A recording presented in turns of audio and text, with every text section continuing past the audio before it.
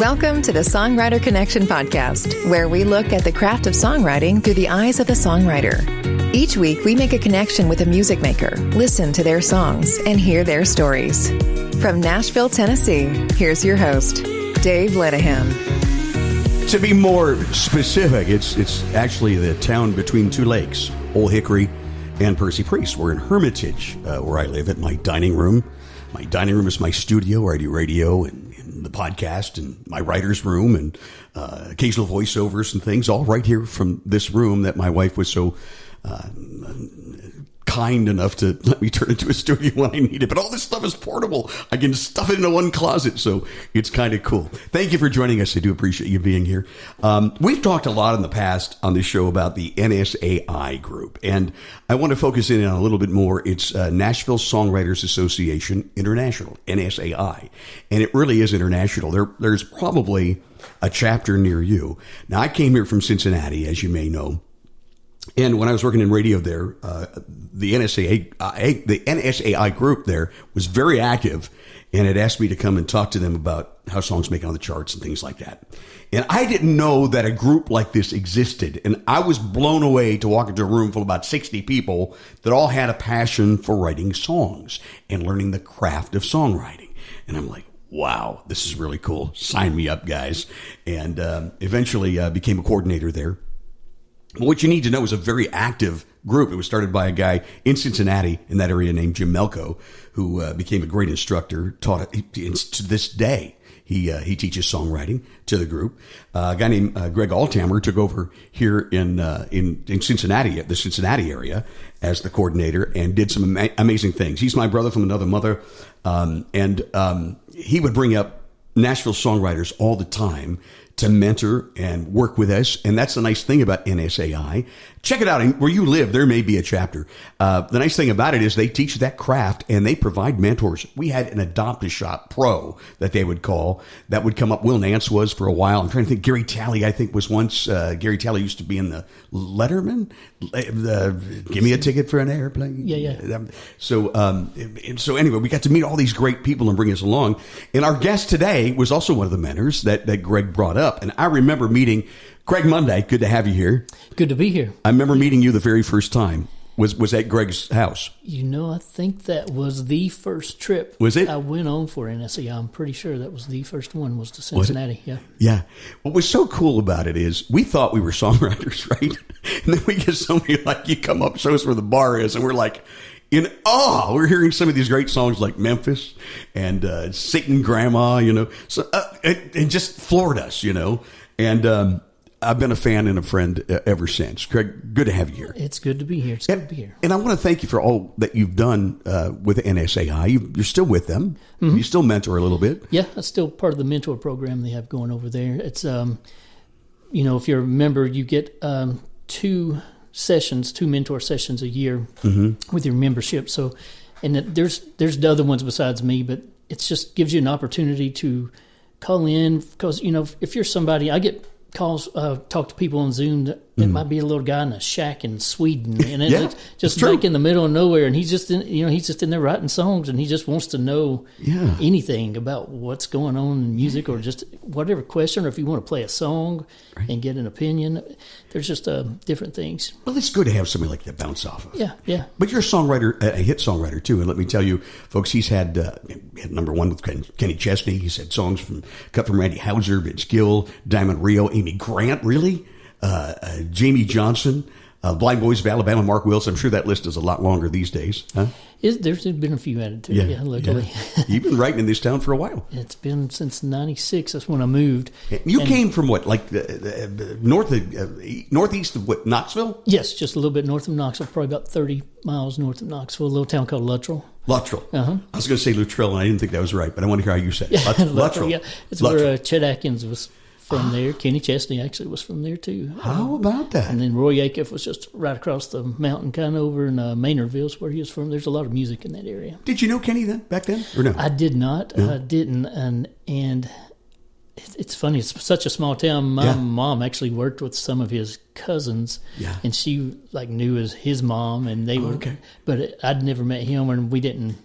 I always said, even when I knew he had the song on hold that we wrote. I just kind of tried to avoid meeting him. I just didn't want his opinion to be swayed either good or bad. Wow, that's interesting. Yeah. So, and that song was on hold over a year. Was it really? So yeah, there were opportunities during that time that I had to have other people cut it. Steered. Yeah. That was one big fear, was just like, man, how many songs does Kenny listen to for an album? And that's been, that was one of the first ones they put on hold and recorded, and I was just like, man, it's going to get knocked off. What would you guess that they listen when they're listening for a song? And here's the thing about Kenny Chesney. One thing you've got to give him, they pick great songs for him, and he's a good songwriter too. Yeah. But he always finds good songs. Yeah. I heard somebody talking about Reba the other day said listen to about 1,000, and I heard Tracy Lawrence say he listened to about 2,000. So I don't. Whoa. They listen to a lot of songs, and you just narrow it down from there. Yeah. Unbelievable. So the first thing was you got a hold. And were you writing in a publishing company then? Yes. Yeah. That wasn't the first one I had cut, but that was when I wrote at Windswept and Corlew Music Group. It was a co-venture, and I was writing over there when that happened. Right on Music Row. Yes, it was in the UA Tower at first, and then that fire happened in the UA Tower, and they moved us over. That was that octagon shape, beautiful building. UA, United Artists, Kenny Rogers and all them, Dottie West and all that stuff. Yeah, a historic building another one of those historic buildings they tear down on Music Row. No joke. But it had been there. It's kind of started becoming an eyesore there after a while. It was ran down when we were in there. There was some crazy stuff going on in that building. Yeah, it's gone. They're putting the high rise up. Yeah, I get turned around sometimes on Music Row these days. I'm just like, nothing looks the same anymore. It happens all the time to me. It really does. Yeah. So anyway, back to that. I know it wasn't your first big cut, but I thought it'd be really cool to take the anatomy of a hit song, and it was a big hit for Kenny Chesney. It was number one, wasn't it? No, it wasn't. No, it wasn't. Top five. It was just he put it out for a little while and did a video. It was really funny. They put it on 2 different albums. Got a little crazy last night's song. Got a little crazy. They put it on 2 different albums. Did the video. 2 albums. Did everything that you would think was going to line it up to be that, and it was kind of funny because it's called "It Got a Little Crazy" last night, and then right at that time he wrote "We Went Out Last Night." And I think that maybe had something to do with, I don't know if they wanted to do 2 songs that was kind of the same. Yeah, so it was interesting. That might have had something to do with it. Oh, wow. Okay. Well, anatomy. So they put it on hold.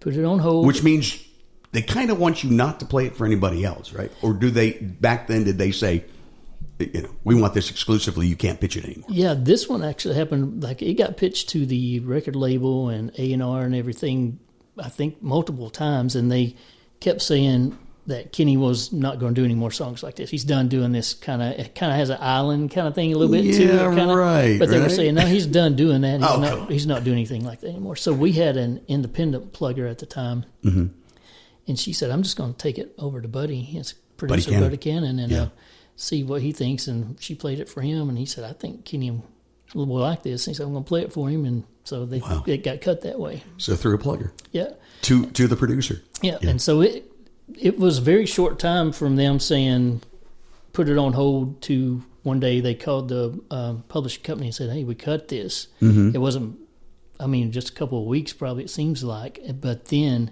they just held it. The album didn't come out till a year and a half later or something like that. So it was a long time of having to cut and just waiting on it to get bumped off. Oh, man. Praying that it didn't get bumped. Yeah, all the time. What about the feeling when you found out it was going to be there? It's going to be on the album. Oh, man, I guess I was nervous of it getting bumped off all the way up until I could go buy it in the store, truthfully. Yeah. It wasn't until I bought it, even though they had me come over and listen to it and everything. It was just I just had heard that happened to so many people, and I just known it and had listened to it for so long, and they get tired of songs so easy, and it was so until I bought it, I was nervous of that. Yeah. Is it Taylor Swift or Faith? One of the two.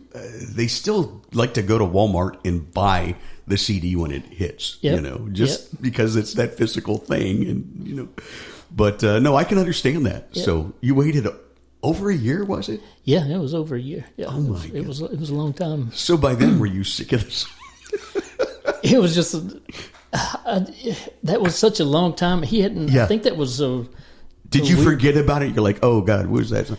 Yeah, it was weird for him to go that long without putting out an album. There was I don't know what it was that he'd waited so long. There was a space there with that one, and it was just like, what is going on with this? And I'd kind of had that happen in the past with people like the same kind of thing, and I was just like, oh no, it's going to happen. It's going to happen. But you get the heart broken. Yeah, yeah, it happens so often.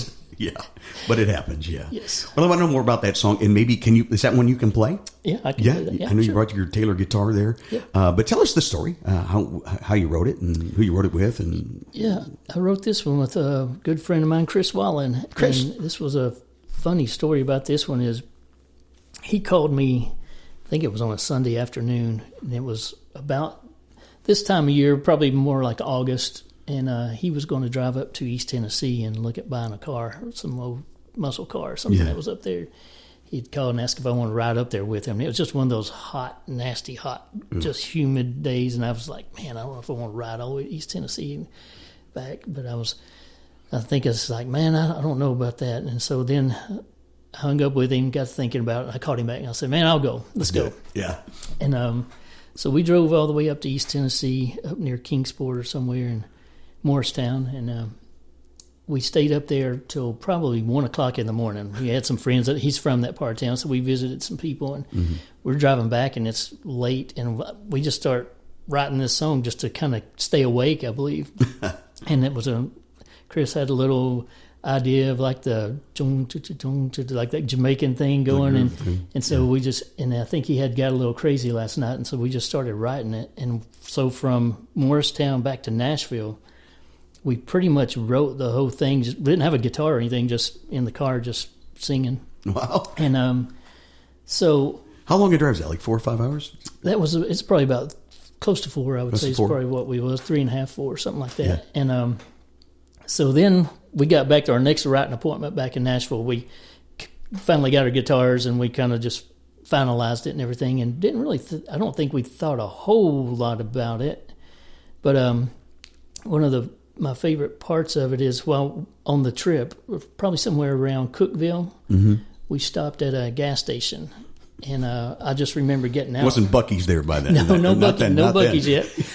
But it was like, probably at that time close to 3 o'clock in the morning, and I'm while Chris is pumping gas, there's like this concrete wall curb thing there, and I just remember walking and pacing on this curb and thinking of this song in my head, trying to come up with a line, while he's pumping gas. And it was just, I just remember being on that thing. And then after the song was cut and I had it on a CD in my car, I'm from East Tennessee too, so I was driving back home one time and just randomly, not even thinking, just pulled back into that same gas station. I had never thought about it until I pulled in and saw that same curb I was walking on. And I remembered walking on that and writing that song that night. And then I had the CD in the car with me now of that song that I was writing on that curb. It was just a really weird, cool memory. Yeah, that's funny awesome. thing. Yeah, funny thing.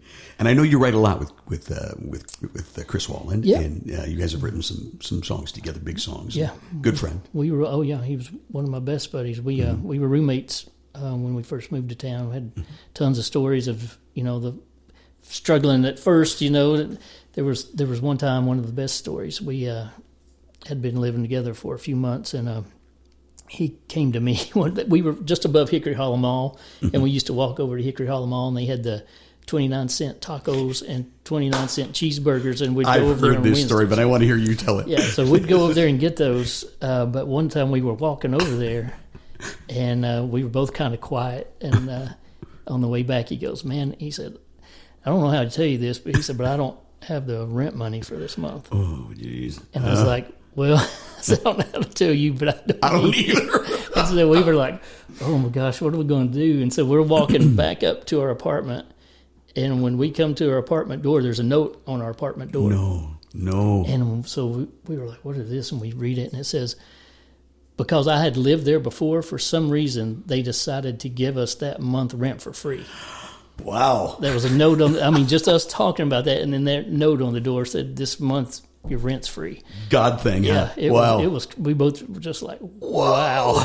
Yeah, no kidding. So yeah, that's crazy. We had a lot of fun times. I saw an interview once where and by the way, if you don't know who Chris Wallen is, Google him, and he's written some big songs. So we tried to get him on, and eventually someday we're going to pin him down. Great songwriter, great guy. He talks a story about he'd get those 99-cent hamburgers, like 100 at a time. Oh, yeah. Put them in the freezer. We used to freeze those things, yeah. Freeze them up. Yes. Feed them for, a month or so. Yeah. We had some times. Yeah, sometimes. But, but you've had some successes too. And we have talked a lot on this show in the past couple of episodes about defining success and what it is as a songwriter. And one of the most interesting things I saw, a quote from you, in an interview, they asked you what your greatest success in songwriting was. And I loved your answer. You said, my greatest success would be definitely the great friends that I've made on this journey here in Nashville. And I think that's just amazing. Well, I mean, I've met some really great people, just in the songwriting community, and just some of the best friends I could ever hope to make, for sure. Mm-hmm. Yeah, more than any song I've ever written. That's way more important to me. It is to me too, Greg. And I'll tell you, I love walking into a place like the Commodore and seeing all those friends, and talking and catching up no matter where you go. This community is amazing here. And I love that about this town. Definitely. And I imagine back when you came here in 96? Mm-hmm. Yeah, those are the Broken Spoke days. Absolutely. It's where Chris and I met, and Jeff Reed. Jeff Reed, who owns the local here in town. Yeah. He was one of, still write with him today. We still have a publishing thing we do, and good. So, yeah, he's one of my best buddies. You guys got your own publishing company now? Yeah, we've been doing a thing called Coach Said Run since 2010. That's awesome. Yeah, how's that going? Good. It's been good. Yeah. Cannot complain about it at all. Cool.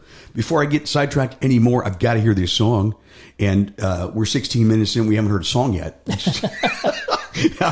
I apologize, folks, because that's not what we're all about. We haven't seen each other in so long. We had have a lot not. to catch up on. It is so good to see you. You got your local hat on, I see. Jeff would be proud. Yes. I miss those old Claremont Inn days. Yeah, I want to talk about those too.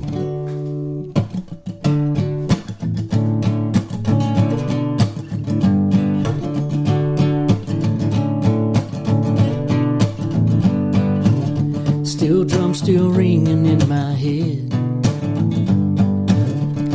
I feel pain, so I'm not dead. From the looks of things, it looks like it got a little crazy last night. Could I get your name again? Some situation that we're in. Woke up by each other's side. It got a little crazy last night.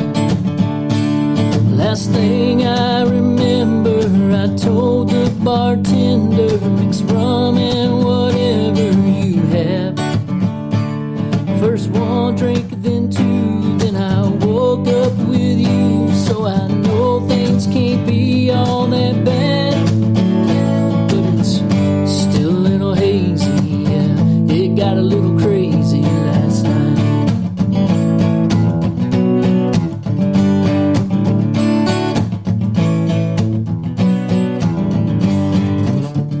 Is this your dress that I have on?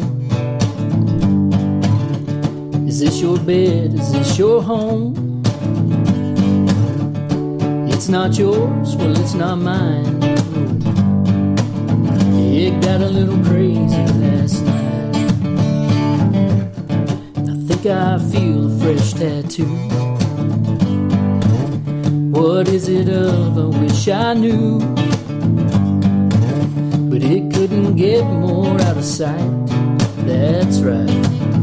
It got a little crazy last night. Last thing I remember, I told the bartender, mix rum and whatever you have. First one drink, then two, then I woke up with you. So I know things can't be all that bad, but it's still a little hazy, yeah. It got a little crazy last night.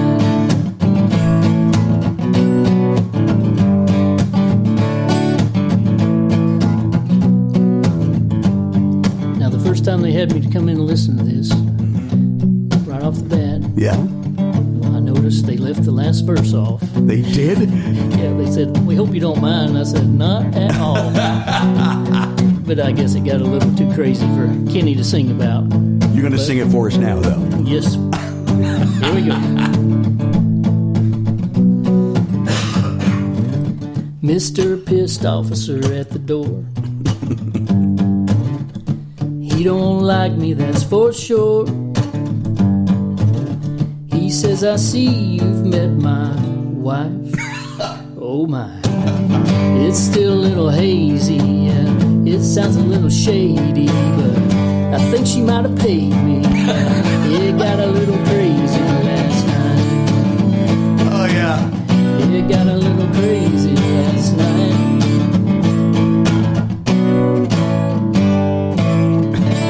I guess it did get a little crazy. I love that verse. I can't imagine why he didn't want. See, that's what kept it from being number one, right? Oh, he changed a few things. He actually said, "Is this your shoes that I have on too?" I thought that was a funny thing. Well, and we talked about it on the very last podcast that we did. And I think it was with Pete Salas, because Pete was telling me, he goes, "You can't interview Craig Monday on a Thursday." We are taping this on a Thursday. And we were talking about artists that will make changes to your songs like that. And I've known people that are just like dead set against that. You can't change, this is how we wrote it. Yeah. But sometimes you've got to compromise, right? Yeah. I mean, even though they did it without even asking, I would not. If they had asked, of course, I'm going to say, you do whatever you want to. I'm the same way. You can change it. Yeah. You're the one going to be singing it for the rest of your life or however long, so do what you want with it. And when I'm writing with young artists especially, I tell them the same thing. If you like the song and you don't be afraid to make it yours. Yeah. And if you're going to make changes, you got my permission to Absolutely. do that. Don't think that I'm going to get mad. Yeah, you can talk yourself out of some cuts that way too. Sure. I remember one cut. We were talking to the plugger who got it for us, and I said, they changed some stuff. She said, "I can't do that." She started to pick up the phone. No, it's all right. It's not rock the boat. No, it's fine. Yeah. I think it's good what they did, but yeah, they got to make it their own, don't they? They absolutely do. Yeah, that's what makes them artists. Yeah. What are you doing these days? Oh, these days, like I said, I still work with NSAI some. And I love that you do that. I do the writing. These days, it seems like it's more a specific thing that I write for, where, back when I moved here with Chris and Jeff and everybody, we would just call each other up and get together and write a song and not know what we're doing with it or why we're writing it or what it's going to, even what it's going to be or anything. And I miss that. Yeah. But it just seemed like just the time it was being spent to try to pitch those songs, and it just seemed like it was really harder to get songs cut that the artists weren't involved in writing. So it just seemed like that was becoming more of a waste of time. So now, if there's an artist involved, or we've got a call to write a specific thing for like a movie or something, and it's usually laid out exactly what kind of style they want and the vibe and feel and everything. So that's usually when I write now, is when I know what I'm writing for, and not spend so much time on the biggest headache, which is pitching songs and trying to get somebody to cut them. You can just spin your wheels forever. It seems like doing that now. I think you're at that level too, where you're presented with a project that needs a specific thing, and boom, you go to work. Well, luckily I've had some friends that have gone on to be producers or whatever. So if they're working with an artist and they've heard enough of my songs over the years, and if they think that maybe I could get together and write something good with them, maybe they'll call me up and I'll get with some people and just try to write something for that person, and not try to pitch anything, just write something for that person in the room that day. How's the pitching handled these days, like with your publishing company? Well, that most of is just through, we try not to pitch, truthfully. That's just what I just try not to even get involved in that. It's just it takes up so much time and energy, and it's, like I said, it's just so hard to get that accomplished, to get an outside song cut. The last thing I had cut was song I wrote probably almost 20 years ago, probably, and I never even knew it was pitched or anything. And it just Aaron Lewis. Got it. It's called a song called "Everybody Talks to God." Oh yes. And I was listening to your stuff this morning, and I heard that song. Oh, okay. It's a good song. And so it was just, when you got so many out there over the years, they'll just slowly, one will find its way in there. So I've been kind of relying on some back catalog. I know you've written a lot of songs. Yeah. Did you ever get a cut song where you go, oh, I have to look at my, what was that one again? Oh, yeah, that one. I remember that one. How'd that go again? Yeah, I've had that happen a couple of times. And even that Everybody Talks to God, I mean, that was a song. Yeah. I went in, I was writing with Chris that day, and before I was getting with him, I was going to stop in Virginia's Murder Mart there and get a breakfast biscuit. We talked about the Murder Mart with Dave Gibson when he was on the show. Yeah, I was in there, and there was something on the newspaper that day, the front, because there was a little newspaper stand in there, and it said something about who's talking to God or something. I forget how it, but it asked a question that made me say, everybody talks to God. Yeah. And so we wrote that day, and that was the song we wrote it, and like I said, I don't think it was ever pitched. Maybe Chris did a demo on it. I'm not sure. I don't remember doing a demo. And it was just something we put up, but it kind of found its way after 15, 20 years, something like that. Wow. That's incredible. That's great. And I love how you found the idea. You've got those songwriter antennas up all the time, don't you? Yeah, especially, I don't feel as tuned into it as I used to be when I was writing so much. But yeah, it's still there. Things hit you. And there are times still today where I'll just have to write a song to get it out of my mind. And then I might not even plan on ever trying to get it recorded or pitched or anything. I just write it to...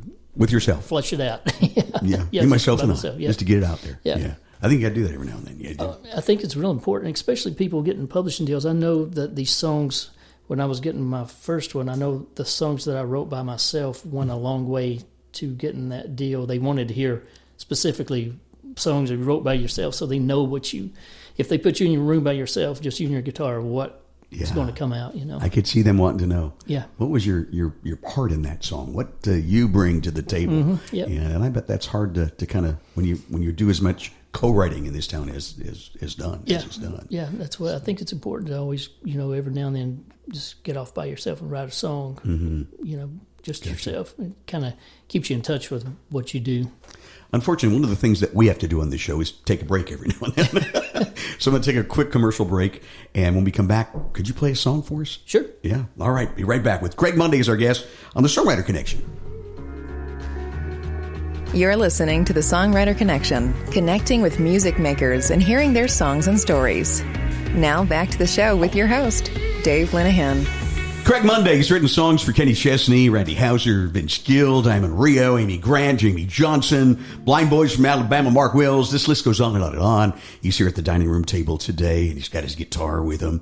Can I make a request? Sure. There's there's so many great songs that you hear, and you wonder, how in the heck was that never a huge hit? And I know this song has been cut, and I'm talking about Satan and Grandma. When I first heard that, it was at Greg Althammer's house.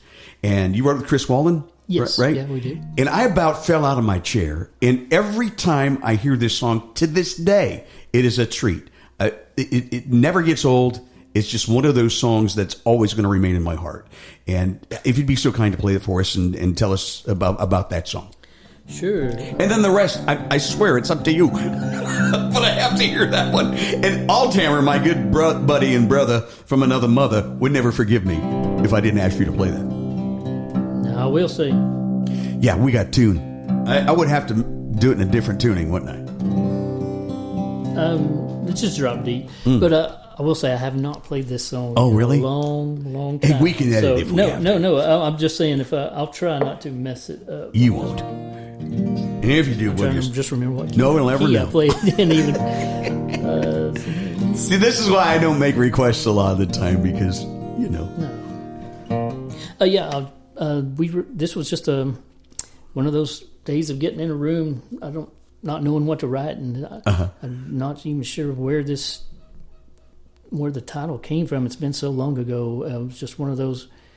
Get in the room and see what comes out one day, and it was this song, Satan and Grandma, and it was one of those. This song was on hold with everybody. It was just one of those. It was just, man, is it ever going to get cut? I think it was with Rascal Flatts for over a year on hold. No kidding. But everybody from Leanne Womack to Alan Jackson, and everybody had it on hold. Oh man! And recently, Rory Feek recorded it with Leanne Womack, so she ended up being on it in a way. I have not heard that version Yeah, yet. Roy did it on his last thing he did. It's called Gentleman's the album. And Okay, so that's out there. Leanne Womack did it together. Oh, amazing. Craig Monday, Satan and Grandma.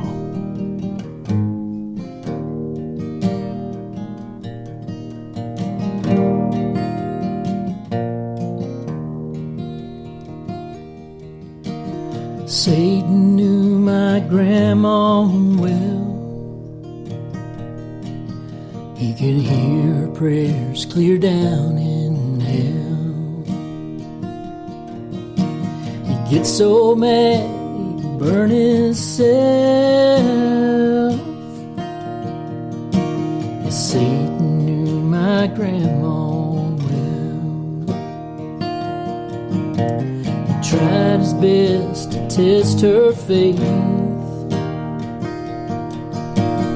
He sent Grandpa to his grave. He talked her into blaming herself. Satan knew my grandma well.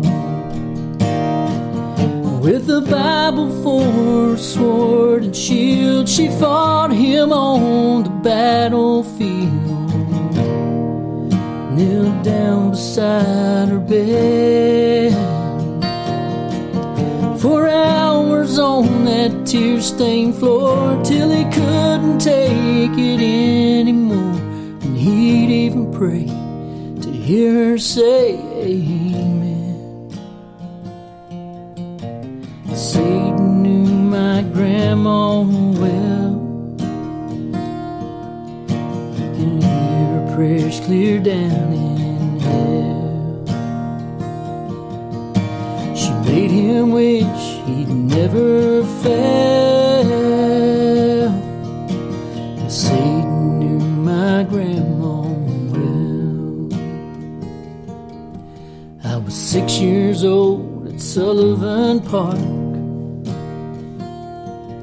when Satan tried to get me in his car. He sped away when he heard her yell. 'Cause Satan knew my grandma well. With the Bible for her sword and shield, she fought him on the battlefield. Knelt down beside her bed for hours on that tear-stained floor, till he couldn't take it anymore. And he'd even pray to hear her say amen. Amen. Satan sighed with great relief the day that Grandma got her wings. Now she's somewhere she can finally rest. You see, Satan knew my grandma well, but Jesus knows my grandma best.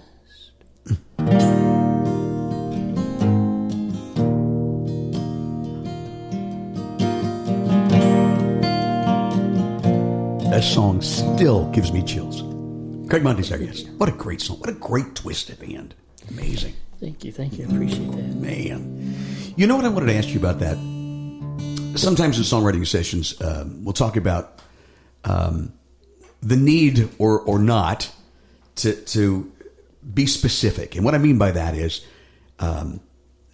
in that song, you talked about a specific place, Sullivan's Park. Mm-hmm. It could have been in any park, right? Mm-hmm. But you chose to be specific and tell them which one it was. Now, to me, I don't know where Sullivan's Park is, but I know what a Sullivan's Park is.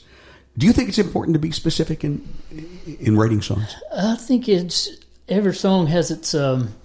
It all depends. I think it's different. It could be different with every song. I think I don't know. I remember even talking to Chris and I think we were thinking, like, what are we going to call this park? I think I remember going back and forth on a few different names with him, but I think it makes that one feel a little more personable. It does, doesn't it? Yeah, and that song is very personable, and that song was good for Chris and I to write because both being from East Tennessee, we both grew up a lot the same, and I think our family lives were a lot the same, and our grandmothers. So it was just it was a good song for he and I to write together. It was a great song. I mean, it still gives me chills. Just a great song, and I can't wait to hear. It's out there. It's Rory Feek with Leanne Womack. Yeah. And we'll find that Spotify. And river. The Graskels did a good. Graskels too. I've heard their version. Yeah, there's been a lot of gospel groups that have done it. I'll bet. Yeah, people call me and play it on the radio of a version I've never heard before. Of these different gospel groups. It's got to be one of those ones you're very proud of. It was, I've been proud of that song for sure. Absolutely. You've had other great songs that that you're proud of too. And in this half of the show, I'd really like to hear some more of your music. Sure. Why don't you pick another one and tell us about it? And all right. And I know as soon as you put it down, I ask you to pick it back up again. Greg Bundy's our guest, hit songwriter, and it's good to have him here. Pro writer and mentor. I'll do a song. Haven't played this one in a while either, but I wrote it. It just came to my mind. I wrote it with my buddy Mark Johnson, and I'll let it. It's a little story song. I'll let it speak for itself.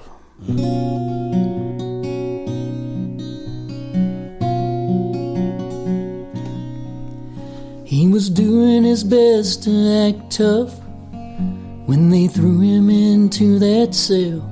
And as the sheriff slammed the door, the boy was still cussing and raising hell. Over on the bottom bunk laid a gray-haired hippie-looking man, watching all the commotion with a Bible in his hand. The boy grit his teeth and said, "What are you staring at?" Well, the old man closed his Bible and said, "Well, since you asked, I see a scared kid, a daddy gone, a runaway on the streets alone. A few turns you took wrong, a mama still praying you find your way home. I see hope, I see a chance for you to change while you still can. It's your choice, there's two ways you can go. And son, you're standing at the crossroads."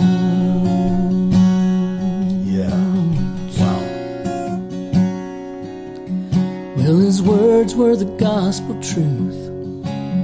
They could have been written in red, and it scared the boy a little. And he asked, "Sir, have we met?" Well, he rose from the bed, reached out a tattoo-scarred old hand, and said, "I just know you're kind, son. I ain't always been an old man." Somewhere between that handshake and the morning sunrise, well, he helped that boy to finally see the light. With his Bible, some scripture read, bended knees, a prayer said, and tears fell from his bowed head. As the word sank in, the old man said, "I see hope, I see a chance for you to change while you still can. It's your choice, there's two ways you can go. And son, you're standing at the crossroads."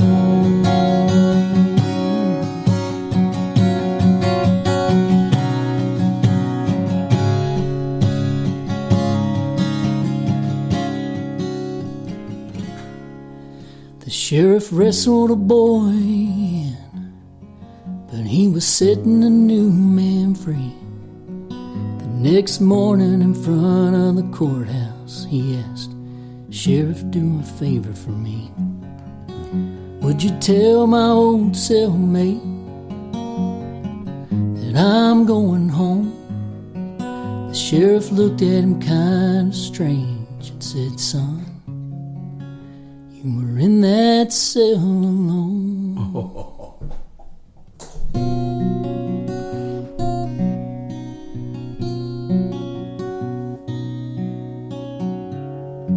If you could see my arms right now, it's goosebumps all over.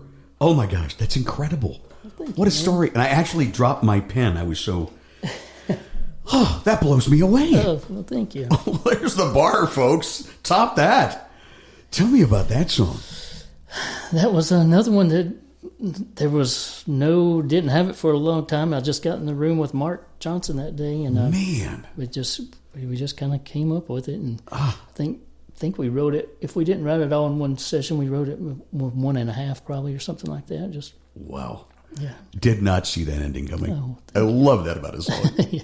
I think great songs are kind of like that. They get you going in a direction, in a way, kind of like a good joke, right? Mm-hmm. And at the end, you pull the rug right out, and you go, "Whoa!" And I'm kidding you, I still have goosebumps. It's just crazy. That song needs to be cut. It needs to be out there. Yeah, I'd like for that would be one I would like to have recorded for sure. I would like to see that one day. Another one you got to be proud of. Yeah, absolutely amazing. Thank you for that. Appreciate that. Okay. This is what I love about podcasts. When I'm listening to this, I can back it up and hear it again. Back it up and hear it again. That's great. Craig Mundy's our guest, and he's a big songwriter, and I'll tell you, a mentor with NSAI, and I want to thank you again for what you do for them. I was a former coordinator, and I just love what NSAI is all about. Look and see if there's a chapter in your hometown. Join it. I highly recommend you do. And study the craft, learn it from folks like Craig Mundy. If you visit Nashville, right on Roy Acuff Boulevard, as you're driving down 17th Avenue, you make a little right on Roy Acuff, and there's this big, beautiful, like barn-like building with a mill on the front, like a grist water mill. Wheel. Yeah, water wheel on it, you know. And that's NSAI. And what people don't, some people don't know, that was Harold Shedd's studio, right? Before NSAI. Yeah, they a lot of those big recorded Alabama records were recorded I there. think they said Achy Breaky Heart. Achy Breaky Heart, too. Yeah. So when you go in there and you visit, you're visiting history. So country music history. So I wanted to focus, I'm dropping my pen again. I want to focus a little bit on mentoring and what you do. So folks have these mentoring sessions, and they can send in so many songs a month. Is that how they're doing it now? There's a different thing there's song evaluations they do too. I think they get maybe 12 of those a year that they can send in to have songs evaluated. So okay. So and you send it in MP3, and it'll come to a mentor like you, or it'll go to the song evaluators. Yeah, okay, I don't know who they are. I don't do that, but and they're just numbers. I don't. Yeah, you don't know the names of who's doing it. So, but the time with me is usually just kind of like this. I sit down. I kind of want to get to know the person. I want to know, how long they've been writing, where they are, what their goal is, what they're trying to accomplish. So we just talk, and like I said, if they have any questions that they have that I can answer, that's fine to ask any questions or whatever. I just try to help them accomplish whatever goal it is.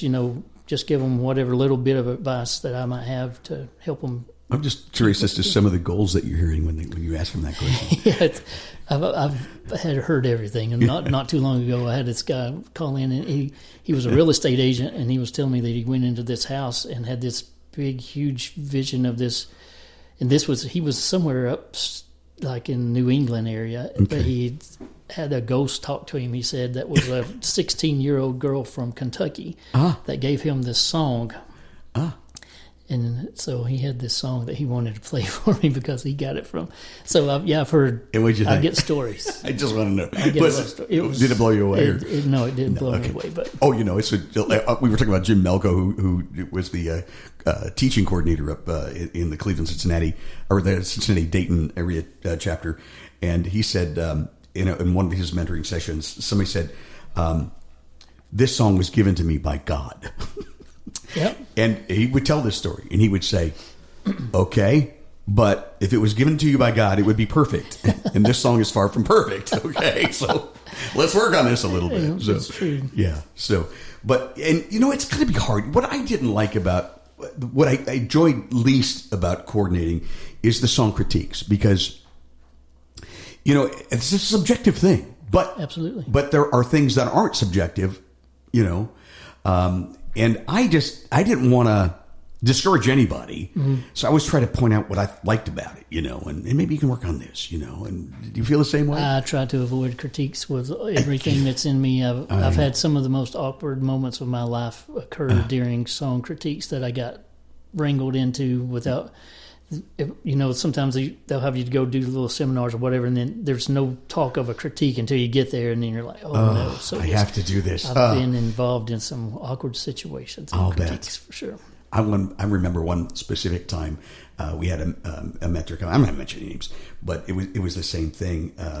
Didn't really know that they were going to have that session, and I remember, oh no, what am I got to listen to? You know, yeah, and because it's hard. It's hard. You don't want to dash anybody's spirits. That Cincinnati chapter y'all had was really one of the best out of all the ones I went to. Y'all had a good group of writers and good group of songs up there for sure. They were serious. They really were. And we did, you know, we talked about, we have a place called the Claremont Inn, which was in Batavia, a historic place.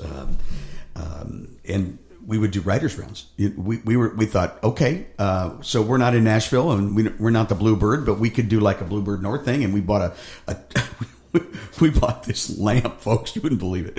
This lamp, and we would put songwriters around the lamp, and we would swap songs and pretend like we were Bluebird.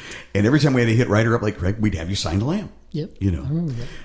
And then we had songwriter festivals. I know you came and did a few of them. I look forward to that every year. It was about this time of year always, wasn't it? It was always about this time of year. Yeah. I miss that. Those were so much fun. It was. And then, you know, sign the lamp. So we have this lamp. It still exists. We still have this lamp. It's still at Greg Althammer's house. Oh, that's awesome. And a bunch of you guys got together, and they rented a place off of Old Hickory Lake up here, and we had a songwriter retreat, and we hadn't done this since before COVID. So it's good to see all the old guys and just catch up, you know, drink some bourbon and write songs again and play songs, tell the old stories. But what Greg decided was to have all of us sign that lamp. Oh. And boy, I tell you, that was hard because for so many years we were like, no, you had to have a cut. You know, only certain people could sign that lamp, you know, but, you know. I'm glad to hear he still got that. Yeah, he still does. That's good. He really does. And we'll have to get him to send us pictures of it or something. Yeah, absolutely. I'd like to see him. It's been a long time. I know. If you listen, Greg. Yeah. You call me. I want to tell him to listen to this one. Yeah. And so, in fact, we should call him right now. Yeah, you know what? We're running out of time. But anyway, we had some fun times. You really do. I remember one time at one of the festivals, Carole King was walking down the Midway. Oh, wow. And I'm like, that's Carole King. And she was campaigning for Sherrod Brown. His office was down there in Batavia. And she's walking by and she goes, oh my God, it's just like the Bluebird. And we're going, yeah. That's cool. Come here. And so she comes in and she looks around. You know, we stopped right in the middle of a round and we stopped and said, Carole King. And would you play a song, Carole? She said, no, I'm not here for, you know, could you please? Would you sign our lamp? And Greg was a little mad because she didn't play around the lamp, the secret lamp. You know, how can we have her sign? I'm going, forget it. It's Carole King. She's signing the lamp. You know. But it's crazy how things like that happen. It's absolutely nuts. That's so cool. Yeah, I miss those times. I guess the point being, folks, do it for yourself in your hometowns. You know, get involved in it. Find people that are just like you. Find an NSAI chapter. If there isn't one, start one. If you're into songwriting, I can't tell you enough about learning the craft. Any advice for folks that are starting and really have a passion? I love to see people that have a passion for this. Yeah, probably one of the biggest pieces of advice, because a lot of people I talk to, like I said, aren't in Nashville. They're out in Nebraska, or they're just up in Canada somewhere, just off on their own.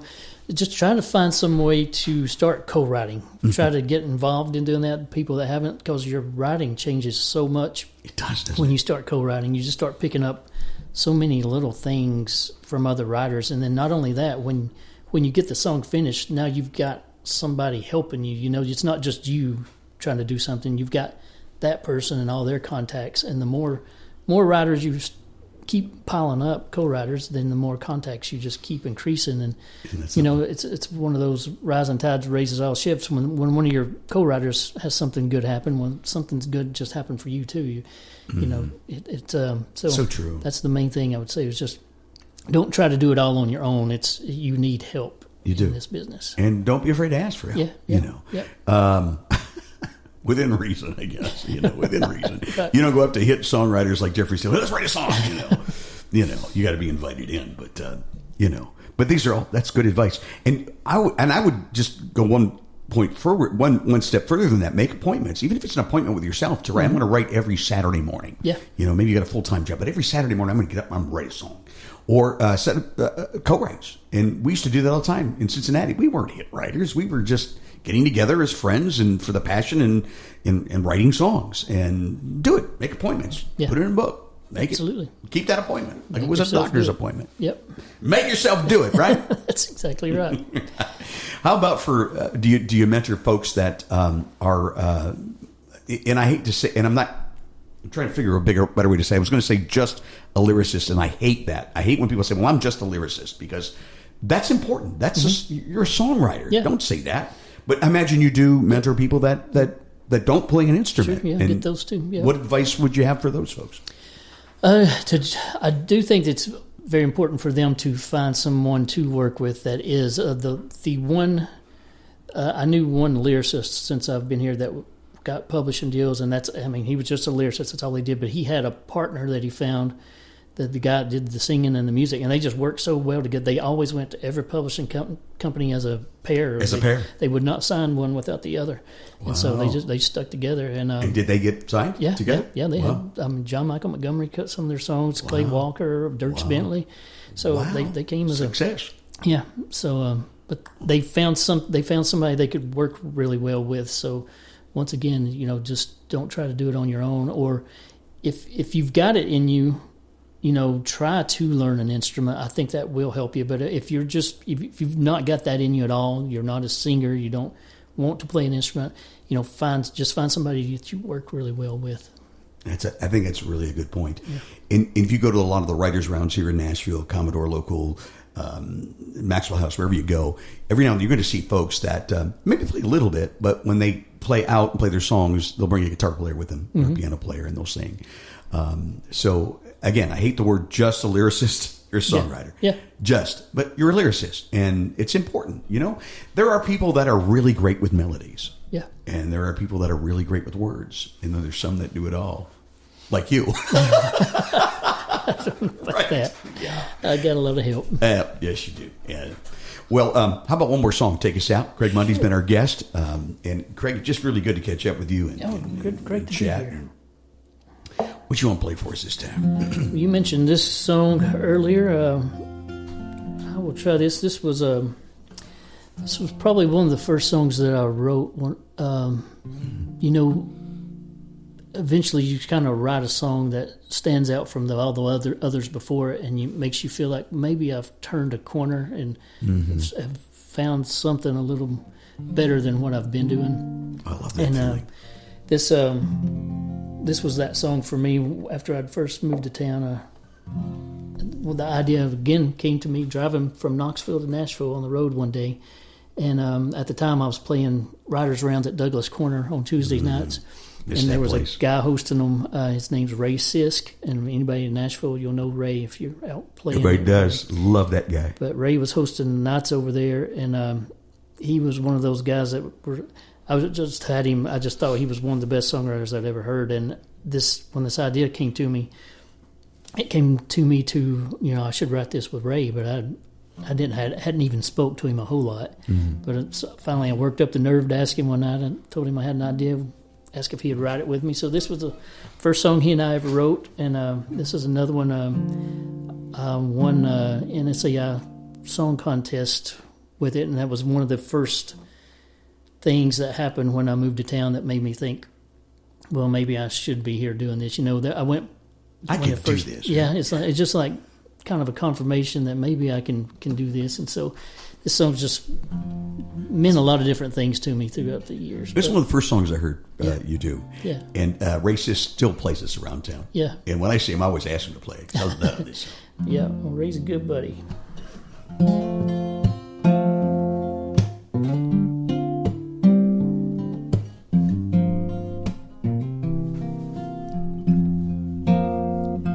If I were down in Key West, the sunshine would cheer me up.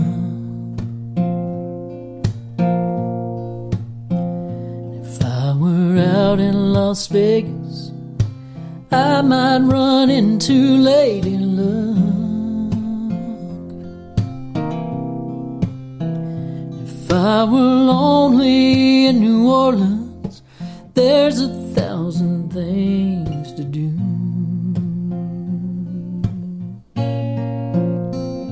But I'm in Memphis, oh, in Memphis, ain't no place to lose the blues.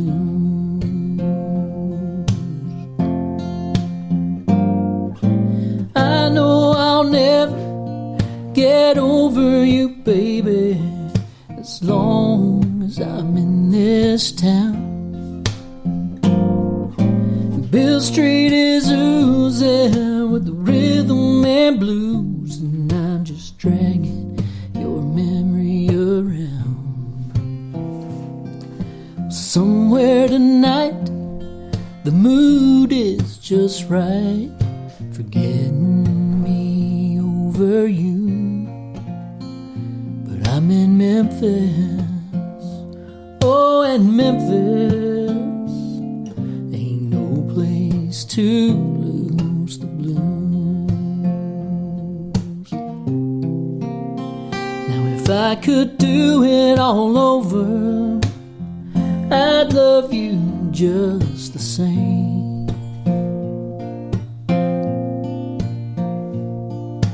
Even though you're leaving is about to drive me insane.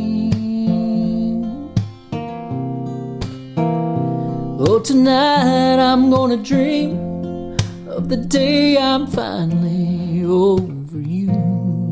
I always do, but I wake up in Memphis, oh, in Memphis, ain't no place to lose the blues.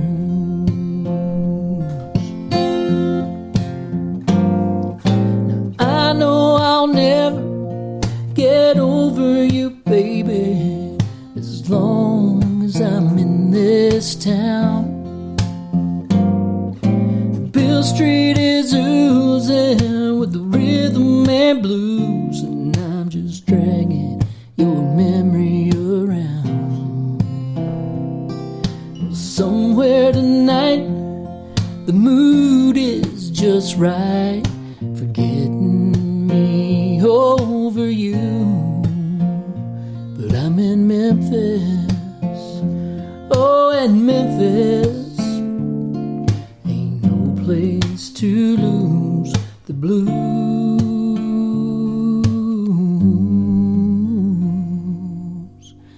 I'm in Memphis, oh, in Memphis, ain't no place to lose